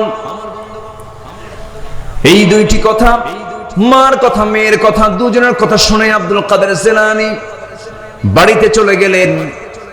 স্ত্রীকে ডাক দিয়ে বলছেন, স্ত্রী আমার ছেলের জন্য বহুদিন যাবত মেয়ে খুঁজতেছিলাম, ভালো মেয়ে পাবো কোথায়? ভালো মেয়ের সন্ধান পেয়ে গেছে রাতের বেলা। বউ বলছে, রাতের বেলা কার বাড়িতে গেলেন? যাওয়া লাগে নাই। ঘরের দেওয়ালে কান পেতে, দেওয়াল ঘেঁষে ঘেঁষে দাঁড়িয়ে থেকে কান পেতে পেতে মা মেয়ের গল্প শুনলাম।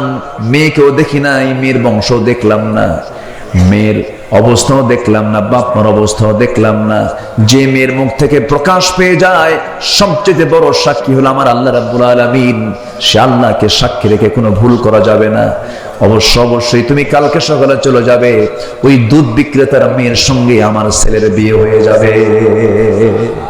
যেরকম সুবহানাল্লাহ। সবকিছুই হলো সততা। সব কি বলেন তো? সততা। সততা নিয়ে চলবো আমরা, মিথ্যার ধারে পাশে আমরা যাব না। সবাই রাজি আছেন তো ইনশাআল্লাহ?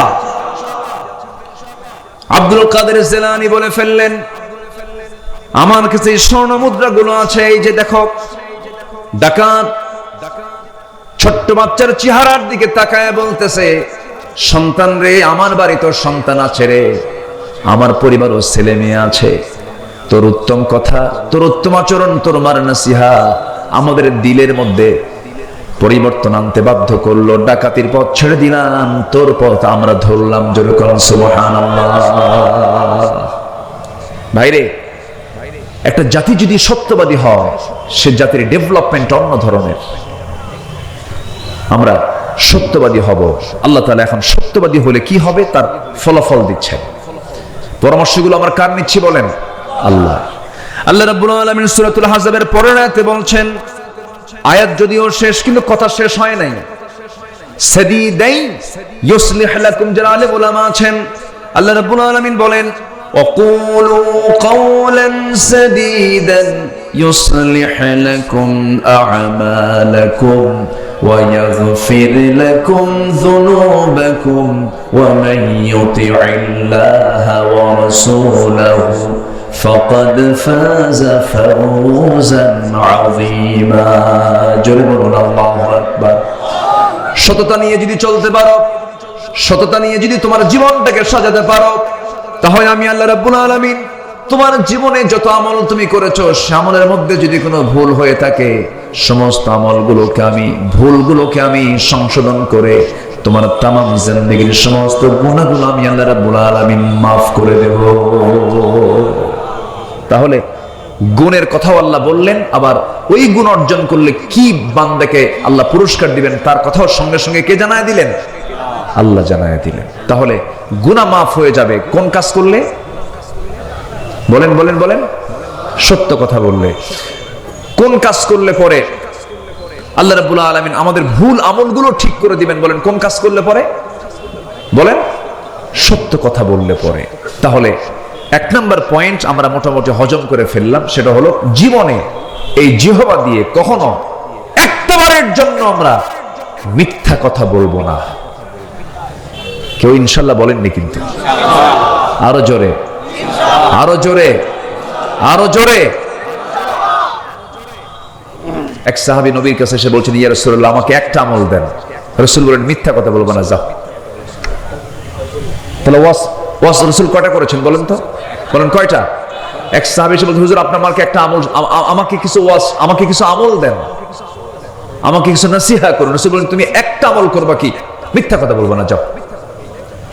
ওয়াজ শেষ। মানুষ ভালো হওয়ার জন্য 2 ঘন্টা ওয়াজ লাগে?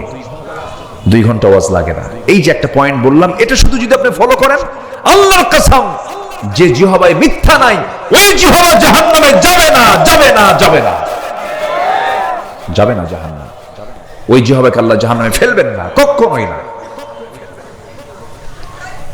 আমার আপনার দোয়া 100% কবুল হবে যখন আপনার জিহ্বা গড়ে উঠবে সত্য কথা দিয়া। আপনি যা বলবেন তাই কবুল হবে। শর্ত হলো ওই জবানে কোনোদিন মিথ্যা কথা আনা যাবে না। কিন্তু ফোন এখন তো চলে আসছে, এই ফোনের যুগে ফোন দিলে, ভাই আপনি কোথায়? বলেন তো কোথায়? চতুর্থ আসমান, অনেকে সপ্তম আসমানও যায়, আছে কিনা বলেন? ঘরের কোনায় থেকে বলে আমি সপ্তম আসমানে আছি। এই মিথ্যাগুলো আমরা অহরহ অবলীলায় বলে ফেলছি, যেন একটা যোগ্যতায় পরিণত হয়ে গেছে মিথ্যা কথা বলা। মিথ্যা বলা কোনো যোগ্যতা নয়। মিথ্যা মানে হলো জাহান্নামের দরজার কাছে গিয়ে দাঁড়িয়ে থাকা। ঠিক কিনা বলেন? মিথ্যা, আল কিযবু উম্মুল খাতিআত, মিথ্যা হলো সকল পাপের মা। সকল পাপের মা কি? মিথ্যা। আমরা ছেড়ে দেব। রাগ করতেছেন মনে হয়? আচ্ছা, এই কথাগুলো কি বলার দরকার আছে? 16 বছর তারা যে কথাগুলো বলেছে, যে মিথ্যা রায়গুলো দিয়েছে, যে রায়গুলো দিয়েছে, সবগুলো কি সত্য না মিথ্যা বলেন তো? শুধু মিথ্যা, নির্জলা মিথ্যা। আল্লামা সাঈদীর একটা মামলায় সাক্ষী সাঈদীর বিরুদ্ধে সাক্ষী দিতে এসেছে। সে সাক্ষীর জন্ম হলো 79, জন্ম হলো 76, আর ঘটনা হলো 71। তাহলে 71 সালের ঘটনা, তার সাক্ষীর জন্ম হলো 76-এ। তাহলে 5 বছরের পরে জন্ম নিয়ে সে 71 সালের ঘটনা দেখছে। কি কথা কি বুঝতেছেন আপনারা? সে হলো ওই মামলার সাক্ষী। দেখলো কেমনে? দেখলো হলো রুহের জগৎ থেকে। কিসের জগৎ থেকে? আর সেইগুলো সাক্ষীকে নিয়ে সাজানো পাতানো যে রায়গুলো দিয়েছে, তারই আজকে পরিণতি ভোগ করছে। তারাই পরিণতি ভোগ করছে। অর্থ দিয়ে শান্তি হয় না, টাকা দিয়ে শান্তি হয় না, সম্পদের মালিক হয়ে শান্তি হয় না। যদি প্রশ্ন করা হয় এই দেশের এখন 1 নম্বর ধনীকে, নাম চলে আসবে বেক্সিমকো গ্রুপের মালিক সালমান এফ রহমান। এই সালমান এফ রহমান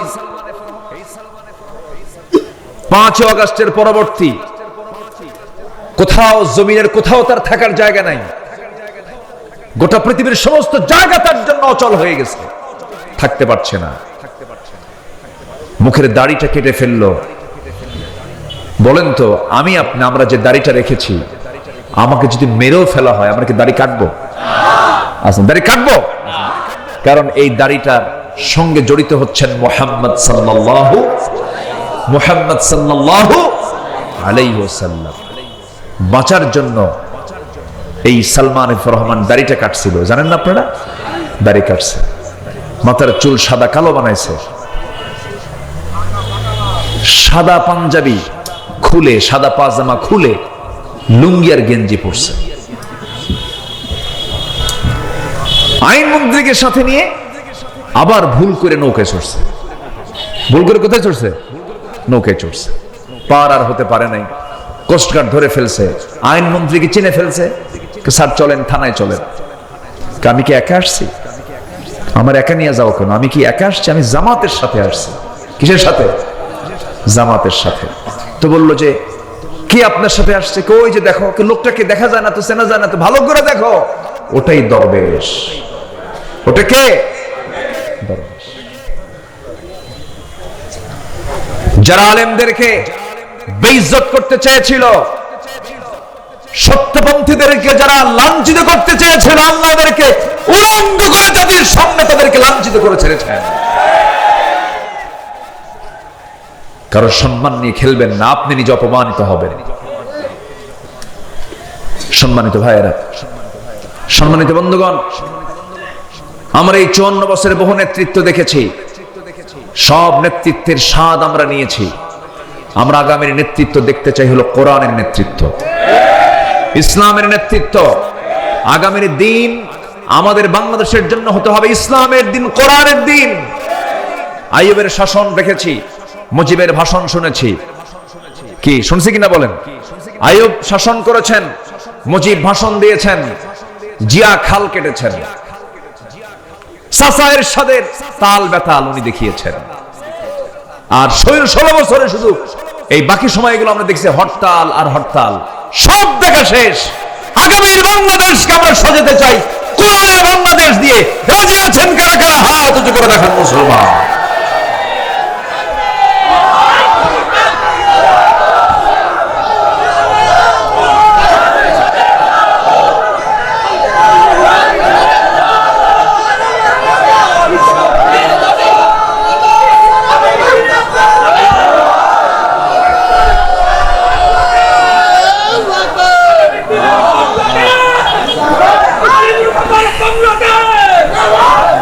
আল্লাহ কবুল করুন, জোরে বলি আমিন। হাত নামান। কয়টা গুণের কথা বলেছি আমি? কয়টা গুণের আলোচনা হবে আজকে বলেন তো? 15টা। চলছে কয় নাম্বার? বলেন কয় নাম্বার চলে? আরো আছে কয়টা বলেন? তাহলে 1 নাম্বার বলতে যদি এত সময় লাগে, 14টা শুনবেন কখন? একজন বলে দিয়েছেন সারা রাত। রাজি আছেন আপনারা? সবাই রাজি আছেন? ম্যাক্সিমাম রাজি আছেন। তবে ফজর নামাজ না পড়লেও চলবে নাকি? আচ্ছা, মানে মাথায় টুপি আছে কিন্তু পরনে লুঙ্গি নাই, তা তো হবে না। নামাজ তো পড়তে হবে। আসতেছি, আমরা লাইনে আসতেছি। মিথ্যুক নামাজি হওয়া যাবে না, সত্যবাদী নামাজি হতে হবে। ঠিক কিনা বলেন? আমার দেশে মিথ্যুক নামাজি আছে না নাই? নির্বাচন আসলে পরে এক আসরের নামাজ 4 বার পড়ে। কয়বার পড়ে? 4 বার পড়ে। এটা মিথ্যুক নামাজি। টুপি একটা নতুন করে নেয় নাকি? টুপিটা নেয়। ওগুলো বাদ, ওগুলো মিথ্যুক, ওগুলো প্রতারক, ওগুলো ধান্দাবাজ, সন্ত্রাসী, চাঁদাবাজ। ঠিক কিনা? আমরা সততা নিয়ে চলতে চাই। জোরে বলি ইনশাআল্লাহ। কষ্ট পাচ্ছেন নাকি আপনারা? ধমক টমক দিলে মনে রাগ করেন নাকি? কিন্তু হক কথা তো একটু ধমক দিতেই হবে। আমি আপনাকে ধমক দিচ্ছি না, বাতিলকে ধমক দিচ্ছি আমি। সম্মানিত ভাইয়েরা, নাম্বার 2 হচ্ছে ইমানদারদের মুমিন বান্দাদের চারিত্রিক গুণাবলীর 2 নম্বর হচ্ছে আমানতদারিতা। আমানত ঠিক রাখতে হবে। কি ঠিক রাখতে হবে বলেন তো? স্বামীর কাছে স্ত্রী কি? দেখেন আস্তে আস্তে কয়, আরো জোরে। আচ্ছা, স্বামীর কাছেই শুধু একমাত্র স্ত্রী কি? আমানত। তাহলে স্বামীর দায়িত্ব হলো সেই বউকে হুন্ডার পিছনে উঠে গোটা যশোর দেখানো নাকি? এটা কি আমানত না খেয়ানত? এরকম খেয়ানত মার্কা স্বামী আছে? আসতে বলবেন না, আছে না নাই? হুন্ডার নাম হচ্ছে R15। হুন্ডার নাম কি? R1 নাকি কয়? R15। সে হুন্ডার ড্রাইভিং সিট হলো আন্ডারগ্রাউন্ড, একদম নিচতলা, ওরা দেখাই যায় না। আর প্যাসেঞ্জার সিট হলো 3 তলায়, একদম সব দেখা যায়। তো আন্ডারগ্রাউন্ড সিটে স্বামী ড্রাইভিং সিটে বসলো আর বউকে বলল তুমি 3 তলায় বসো, বোরকা নাই, চুলটা ছেড়ে দেওয়া, ঠোঁটটা আঁকানো, ঠোঁটটা লাল লিপস্টিক দিয়ে আঁকানো, চোখ মুখে আশকারা মাস্কারা, হাই হিল, এগুলো পরে একটি গরম সেন্ট লাগায়া যেন আশপাশ যেন সাইক্লোন হয়ে যায়। হুন্ডায় চড়ালো। হুন্ডার যদি আওয়াজ না হয় তাহলে তো কারো নজর পড়বে না। হুন্ডার পাইপ যেদিক দিয়ে ধোঁয়া বের হয় ওটাকে কি বলে? স্যালেঞ্জার পাইপ। যেটা ওই পাইপটা মেকারকে গিয়ে বললো এটা খুলে দে। খোলার পরে আওয়াজটা কি শুধু আওয়াজ না মহা আওয়াজ? একটা বড় আওয়াজ, বিকট ভটভট একটা আওয়াজ হয়। বউ তুলছে 3 তলায়, ও আছে নিচতলায়। আর স্যালেঞ্জার পাইপ খুইলা এমন একটা আনমানছে রাজগঞ্জ বাজার থেকে একদম পুলের হাট পর্যন্ত, পুলের হাট থেকে একদম সেই কি বলে বেনাপোল পর্যন্ত, বেনাপোল থেকে আবার টান দিয়ে চলে গেছে একদম সাঁচরার মোড় পর্যন্ত। দেখায় দিল জাতিকে, আমার বউ তোমরা দেখো, এটা আমার শুধু বউ না, জাতীয় সম্পদ। যেরকম নাউজুবিল্লাহ, যেরকম নাউজুবিল্লাহ। এরকম চরিত্রহীন লম্পট স্বামী আছে না নাই? এগুলো বাদ দাও। বউটাকে সুন্দর করে প্যাকেট করো। প্যাকেট মানে আবার মানে এটা যন্ত্রণা না, এটা হচ্ছে বোরখায় রাখো, পর্দায় রাখো। আমাদের শব্দ চয়নে কোথাও যদি কোনো একটু ভুল টুল হয়, দেখেন না যে ক্যামেরা কিরামুন কাতিবিন কেমনে আছে দেখেন না। এখন এই শব্দটা যদি কেটে ফেলে যে প্যাকেট করো, তাহলে তো মনে করেন কাম সারা। তো এই পর্দা ছাড়া নারীর সম্মান, মর্যাদা, সম্ভ্রম কখনো অন্য কোনো পথে রক্ষা হতে পারে না। মেয়েদের সম্মান মর্যাদা আছে হলো পর্দার মধ্যে। কিসের মধ্যে বলেন? পর্দার মধ্যে। মুক্তা থাকে কিসের পেটে বলেন তো? মুক্তা থাকে কিসের পেটে? ঝিনুক থাকে কোথায়? সাগরের উপরে, সাগরের তলে। সাগরের তলে যত দামি দামি সম্পদ দেখবেন সব পর্দা, সব পর্দার মধ্যে থাকে, কোনো কিছুই পর্দার বাইরে নয়। ভাইরা, ডাবের পানি আর পুকুরের পানি, কোন পানি খাবেন বলেন তো? বলেন বলেন বলেন, কোন পানি? ডাবের পানিতে মুখ দেয় কয়জন? বলেন কয়জন? আর পুকুরের পানিতে গরুও যায়, কুত্তাও যায়, সবাই যায়। আপনার বউটাকে আপনি ডাবের পানি বানান, শুধু আপনি মুখ দিবেন, আপনি নজর দিবেন, পৃথিবীর কোনো পুরুষের নজর তাকে স্পর্শ করবে না। নিজের চরিত্রকে সুন্দর রাখুন, শুধু নিজের বউয়ের দিকে তাকান, দেখবেন আপনার স্ত্রী হয়ে গেছে গোটা পৃথিবীর শ্রেষ্ঠ নারী। আর যদি সব দিকে নজর দেন, কুত্তার মুখ কি এক জায়গায় না সব জায়গায়? বলেন তো, এক জায়গায় না সব জায়গায়? সব জায়গায়। কুকুরের মতো যদি হন, তখন আপনি শান্তি পাবেন না, স্বস্তি পাবেন না। একদিকে তাকান আপনি। এক যুবক বিয়ে করছে, 3 দিন পর মন খারাপ। এই তোমার মন খারাপ কেন? নতুন বউ ঘরে, তোমার নতুন মন খারাপ কেন? সুমনের বউ দেখতে এত সুন্দর। দেখছেন না, নজরে গেছে সুমনের বউর দিকে। তাহলে অন্যের বউর দিকে নজরে গেলে কি নিজের বউ সুন্দর হয়? সুন্দর হয় না। আপনি যদি নিজে প্রশান্তি পেতে চান, ইসলামকে মেনে চলতে হবে, চোখটাকে কন্ট্রোল করতে হবে, আমানতকে রক্ষা করতে হবে, চোখের আমানতদারিতে রাখতে হবে। দেখবেন দুনিয়াটা আপনার জান্নাতের টুকরা হয়ে গেছে। আমানতদারিতা এক জায়গায় না সব জায়গায়? আসতে বলে, এক জায়গায় না সব জায়গায়? সব জায়গায় আমানতদারিতা রক্ষা করতে হবে। আল্লাহ রাব্বুল আলামিন বলেন, ইন্নাল্লাহা ইয়া'মুরুকুম আন তু'আদ্দুল আমানাতি ইলা আহলিহা ওয়া ইযা হাকামতুম বাইনান নাসি আন তাহকুমু বিল আদল ইন্নাল্লাহা নি'ম্মা ইয়া'ইযুকুম বিহি। আল্লাহ রাব্বুল আলামিন তোমাদেরকে আমানত কি পূরণ করার জন্য দায়িত্ব দিয়েছেন। আমানতের খেয়ানত করা যাবে না। ইমানদারদের যত গুণ আছে এর মধ্যে শ্রেষ্ঠ গুণ হলো ওয়াল্লাযীনা হুম লিআমানাতিহিম ওয়া আহদিহিম রাউন ওয়াল্লাযীনা হুম আলা সালাওয়াতিহিম ইউহাফিযুন উলাইকা হুমুল ওয়ারিসুন الذين يرثون الفردوس هم فيها خالدون جربون الله أكبر। ইমানদার তো তারাই যারা আমানতকে রক্ষা করবে, আমানতের খেয়ানত করবে না, ওয়াদা করবে, ওয়াদা ভঙ্গ করবে না, নামাজের ব্যাপারে যত্নশীল হবে। ওই সমস্ত বান্দার ব্যাপারে আল্লাহ রাব্বুল আলামিন বলছেন, আমি আল্লাহ রাব্বুল আলামিন তাকে নিজ হাতে তাকে জান্নাতুল ফিরদাউসের মালিক বানায় দেব। জোরে বলে সুবহানাল্লাহ। আমানতদারিতা কি? রাষ্ট্র যিনি পরিচালনা করেন, রাষ্ট্র তার কাছে একটা বড় আমানত। যিনি অন্যের জায়গায় চাকরি করেন, ব্যবসা তার কাছে একটা আমানত। মালিকের অধীনে চাকরি করছেন, এটা তার জন্য বড় একটা আমানত। প্রত্যেকটা জায়গায় এমন আমানত রক্ষা করে চলতে হবে।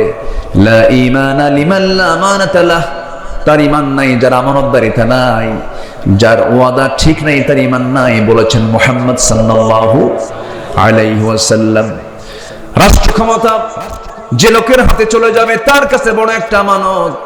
ওমর ফারুক রাদিয়াল্লাহু তাআলা আনহু যতদিন শাসন করেছেন তার রাষ্ট্র তিনি পরিচালনা করেছেন।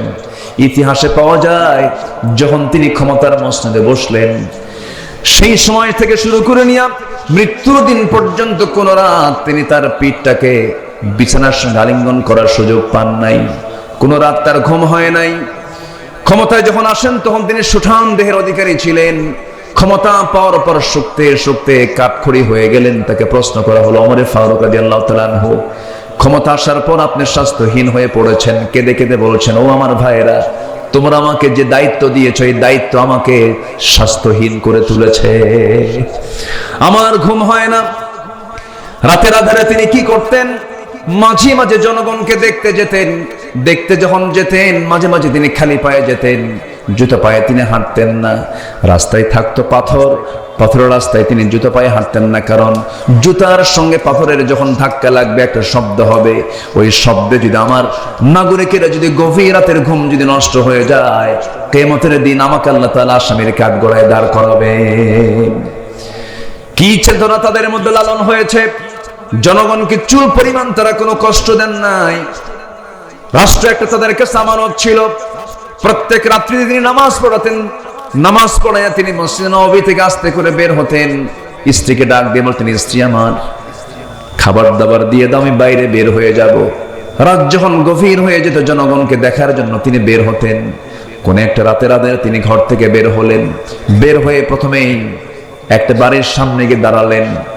চিৎকার আওয়াজ করে কান্নাকাটি করছে বাচ্চারা। বাচ্চা কেন কাঁদে?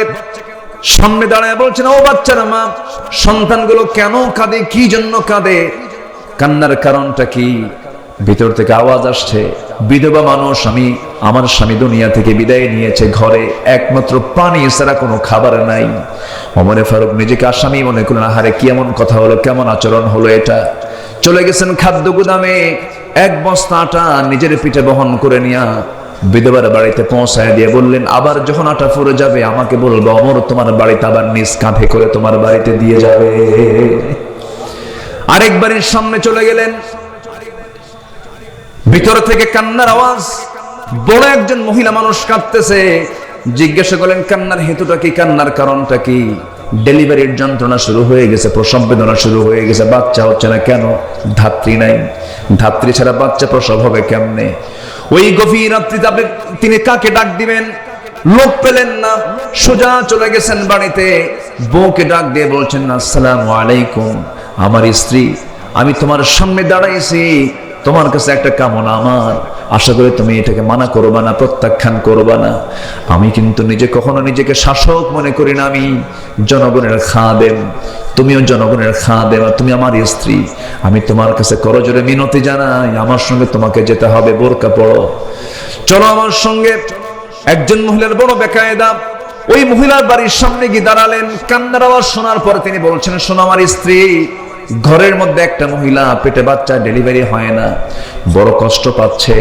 আল্লাহ না করুন, আল্লাহ না করুন, ডেলিভারির যন্ত্রণা সহ্য করতে না পেরে যদি ধাত্রীর অভাবে যদি এই সন্তান সহ তার মা মারা যায় অথবা একজন মারা যায়, কিয়ামতের দিন আমি ওমর, আমাকে খুনির কাতারে আল্লাহর সামনে দাঁড় হতে হবে। এই কথা বলার সঙ্গে সঙ্গে স্ত্রী চলে গেলেন ভিতরে, স্ত্রীকে পাঠায় দিলেন। আবার তিনি সেখান থেকে বের হয়ে পড়লেন জনগণকে দেখার জন্য।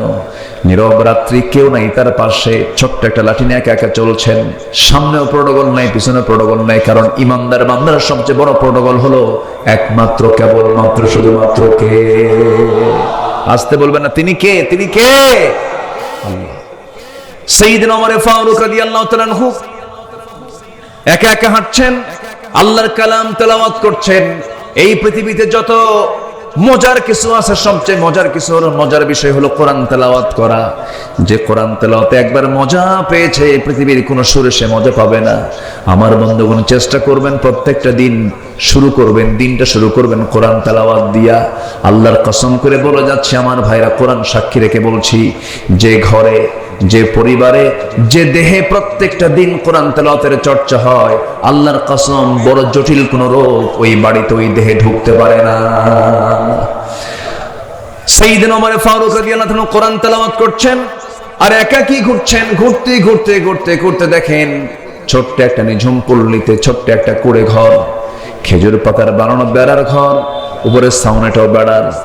ছোট্ট একটা ঘরের ভিতর থেকে গুনগুন গুনগুন করে কে যেন একটা গান গাচ্ছিল, বিরহের গান গাচ্ছিল, পুরুষকে পাওয়ার জন্য গান গাচ্ছিল। এমন জাতীয় গান আছে না, এমন জাতীয় গান যখন গাচ্ছিল, সাইয়েদনা ওমর ফারুক রাদিয়াল্লাহু আনহু মনে মনে চিন্তা করলেন, এমন একটা ইসলামী জনপদে, ইসলামী রাষ্ট্রের ভিতরে কোন মহিলার এত বড় সাহস, এত গভীর রাত্রিতে আল্লাহর কালাম তেলাওয়াত না করে, তাহাজ্জুদ নামাজ না পড়ে গুনগুন করে বিরহের গান গায় কে? তিনি এটাকে মাইন্ডে নিলেন। দরজার কাছে গিয়ে একটা বড় আওয়াজ দিয়ে বলছেন, ভিতরে কোন মহিলা আছো? কে গান গাচ্ছ? তাড়াতাড়ি দরজা খোলো। আওয়াজ বন্ধ হয়ে গেল। মহিলা ভয় পেয়ে গেলেন, কে যেন ডাকতেছে, দরজা খুলছেন না, কেউ নাই, ঘরের মধ্যেও কেউ নাই। সাইয়েদনা ওমর ফারুক দরজায় করাঘাত করলেন, দরজা খুলতেছে না। এবার তিনি করলেন কি, পিছন দিক থেকে ইতিহাস বলছে সেই খেজুর পাতার বানানো বেড়াটা টান মারলেন, ভিতরে ঢুকলেন। সামনে প্রদীপ জ্বালানো, একজন মহিলা মাথায় কাপড় দিয়ে পর্দার নিয়ম রক্ষা করে দাঁড়ায় আছে। সাইয়েদনা ওমর ফারুক বলছেন, ও মহিলা, তুমি এমন করে গুনগুন করে গান গাও কেন? তুমি কি জানো ইসলামী জনপদ? মহিলা বলছে, আমি গুনগুন করে গান গিয়েছি, এটা আমার একটা অপরাধ, কিন্তু আপনি আমার ঘরের মধ্যে ঢুকে একটা, দুইটা নয়, তিনটা নয়, চারটা বড় অপরাধ করে ফেলেছেন। সাইয়েদনা ওমর ফারুক বললেন, কি অপরাধ করেছি বলো? নাম্বার 1 হলো, ঘরের মধ্যে ঢুকবেন, অনুমতি তো আপনি পান নাই, সালামও দেন নাই। কোরআন বলছে, লা তাদখুলু বুয়ুতান গায়রা বুয়ুতিকুম হাত্তা তাস্তানিসু ওয়া তুসাল্লিমু আলা আহলিহা। কারো বাড়িতে প্রবেশ করতে যেও না, সালাম না দেওয়া পর্যন্ত, অনুমতি না পাওয়া পর্যন্ত। সালাম দিলেন না, অনুমতিও নিলেন না। আপনি ঘরের মধ্যে ঢুকলেন, বেড়াটা ছিনলেন, বান্দার সম্পদ নষ্ট হয়ে গেল। আমি একজন পরনারী, আপনি একজন পরপুরুষ, আমার পর্দার একটু হলেও খেলাফ হয়ে গেল। এই যে ভুলগুলো আপনি করলেন, আমি আপনাকে ছাড়বো না। সাইয়েদনা ওমর ফারুককে মহিলা চিনতে পারে না। ওমর ফারুক বলছেন, ও মহিলা, তুমি কি করবে? শুধু সূর্য উদয় হবে, সকালবেলা হয়ে যাবে, আমি ওমর ফারুকের বিচারালয়ে গিয়ে, সেই কোর্টে গিয়ে আমি আপনার বিরুদ্ধে মানহানির মামলা দেব। এই কথাটা কার সামনে বলেন? কার সামনে বলতেছে? মামলা দিয়ে দেব, আমি আপনাকে ছাড়বো না। সাইয়েদনা ওমর ফারুক বলছেন, যার আদালতে মামলা দিবা সে ওমর নামটা তুমি চিনো নাকি? হ্যাঁ, খুব ভালো শাসক, এবার ওমরে ফারুক বলছেন, আমার জানা মতে ওমর তো খুব একটা ভালো মানুষ না, নিজের কথা কি ভালো বলা যায় নাকি? ভালো তো বলাও যায় না, ওমর লোকটা তো তেমন একটা ভালো নয়। এই কথা শোনার সঙ্গে সঙ্গে তেলে বেগুনো খেপে ওঠে মহিলা, বলছে দোষ আরেকটা যোগ হলো। দোষ আরেকটা কি হলো? যোগ হলো, ছাড়বো না আপনারে। সাইয়েদনা ওমর ফারুক রাদিয়াল্লাহু আনহু মাথা নিচু করলেন, চোখের পানি আটকাতে পারলেন না। চোখের পানি আটকাতে না পেরে কেঁদে কেঁদে আল্লাহকে বলছেন, আল্লাহ এই মহিলার দোয়া তুমি আল্লাহ কবুল করে নাও, এই মহিলার সাক্ষ্যকে তুমি আল্লাহ কবুল করে নাও। আমি গুনাহগার বান্দা, কিন্তু ওই মহিলা বলে আমি ভালো বান্দা। আল্লাহ তুমি এই বান্দির দোয়া তুমি আল্লাহ কবুল করো, চাওয়াটাকে তুমি আল্লাহ কবুল করে নাও। এবার ওমর ফারুক বলছেন, মহিলা শোনো, ঠিক আছে আমি দোষ করেছি, মামলা দিবে ভালো কথা, কিন্তু তুমি গুনগুন করে গান গাও কেন?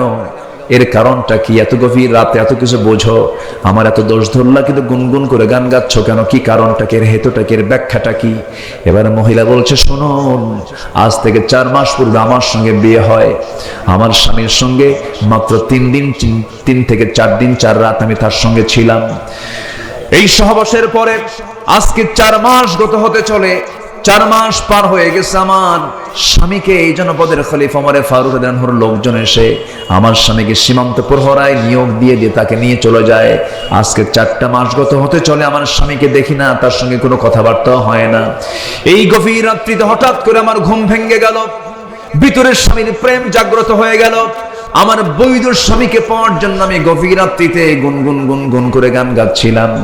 সাইয়েদনা ওমর ফারুক মনে মনে চিন্তা করছেন, আহারে দোষ তো আরেকটা যোগ হয়ে গেছে। কি কথা কি বুঝতেছেন আপনারা? কথা বুঝতেছেন?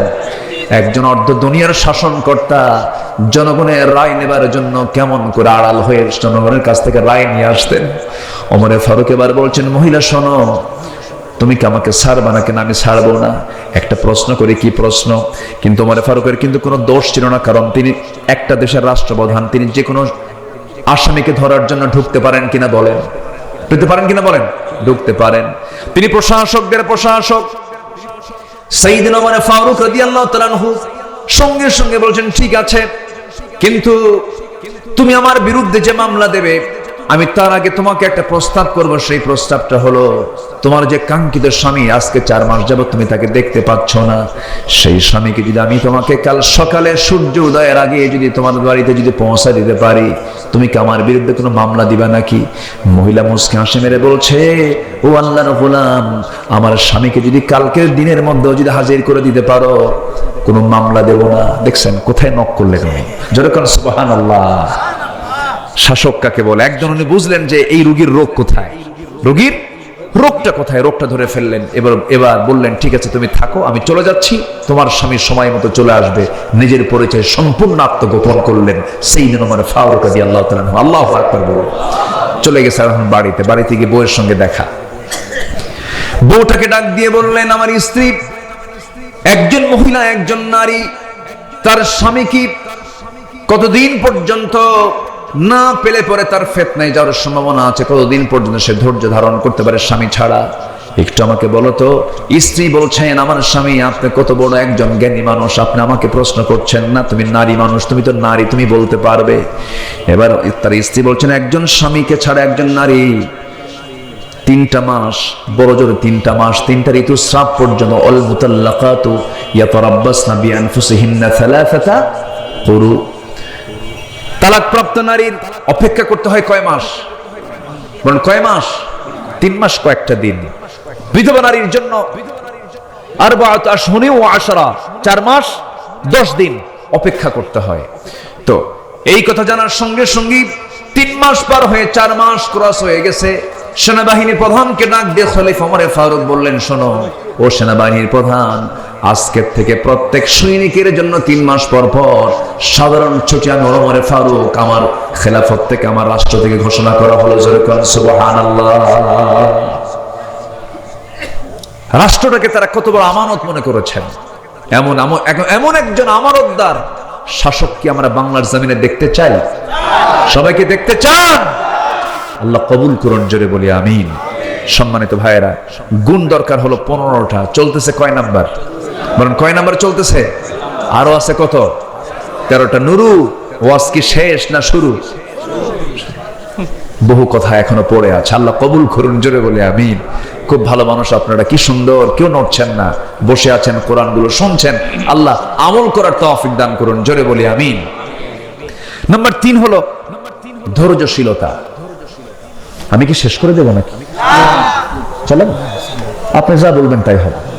ওনারা চিনেন? বড় ভাই, মাশাআল্লাহ, আলহামদুলিল্লাহ। জি, নাম্বার 3 হচ্ছে ধৈর্যশীলতা। নাম্বার 3 কি বলেন তো? ধৈর্যশীলতা, সবর। বলুন তো, এখানে যে বসে আছেন, ধৈর্যের দরকার নেই? আজ থেকে ধৈর্যের দরকার আছে না নাই? একজন লোক আপনাকে গালি দিল, জবাব আপনি দিতে নিয়ে থেমে গেলেন, কি দরকার? বলেন কি দরকার? বলেন ধৈর্য। ধৈর্য হলো যোগ্যতা, রাগ কোনো যোগ্যতা নয়। একটা জঙ্গল এমনি হয়, কোনো যত্ন লাগে না। জঙ্গল কি যত্ন করতে হয়? এমনি হয়। বাগান, বাগান কি করতে হয়? যত্ন করতে হয়, সাজাতে হয়, সেখানে পরিশ্রম করতে হয়, টাকা খরচ করতে হয়, এরপর বাগান গড়ে ওঠে। রাগ হলো জঙ্গল, ধৈর্য হলো বাগান। ধৈর্যের ফলাফল অনেক সুন্দর, অনেক সুদূর পর্যন্ত চলে যায়। ধৈর্যহীন হওয়া যাবে না বন্ধুগণ। সংসার জীবন গড়তে হলে ধৈর্যটা আগে থাকতে হবে। ধৈর্য ছাড়া সংসারও টিকবে না। কয়েকদিন আগে আমাকে এক মহিলা ফোন দিয়ে বলে, হুজুর, আমার স্বামী